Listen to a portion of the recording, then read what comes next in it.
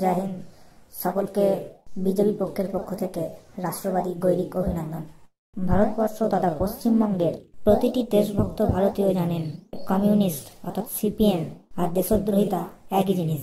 এটা সিপিএম এর ফেলুদা অর্থাৎ ভোটে প্রত্যেকবার পরাজিত শূন্য পাওয়া শতরূপ তার প্রেস কনফারেন্সের মধ্যে দিয়ে আর একবার তুলে ধরল যে সিপিএম দলটি নির্ভেজাল একটি দেশদ্রোহী দল।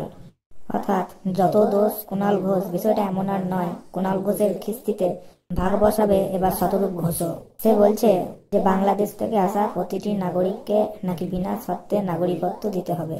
তা তোদের যদি এতই দরদ উতলে উঠছে তাহলে তোরা বাংলাদেশে গিয়ে সিপিএম এর একটি শাখা খোল এবং সেখানে ইলেকশনে দাঁড়া। সেখানে তো গণতন্ত্র জোরে জোরে পড়ছে। এই বাংলায় তো সিপিএম শূন্যই আছে। এখন বাংলাদেশে ভোটে দাঁড়িয়ে এক আধটা সিট পেলেও পেতে পারিস। তোদের এতটুকু লজ্জা লাগে না যে যে সমস্ত লোকেরা, বিশেষ করে বাংলাদেশের লোকেরা ভারতকে দিন রাত গালাগালি করছে তাদেরকে বিনা শর্তে নাগরিকত্বের জন্য লাফাচ্ছিস? অবশ্য লাফাবি না কেন, এটাই তো পরবর্তীকালে তোদের ভোট ব্যাংক হয়ে দাঁড়াবে। তোরা তো শুধুই রাজনীতি বুঝিস।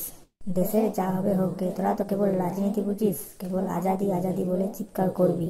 জন্যই জনগণ আজকে তোদের শূন্য করে দিয়েছে।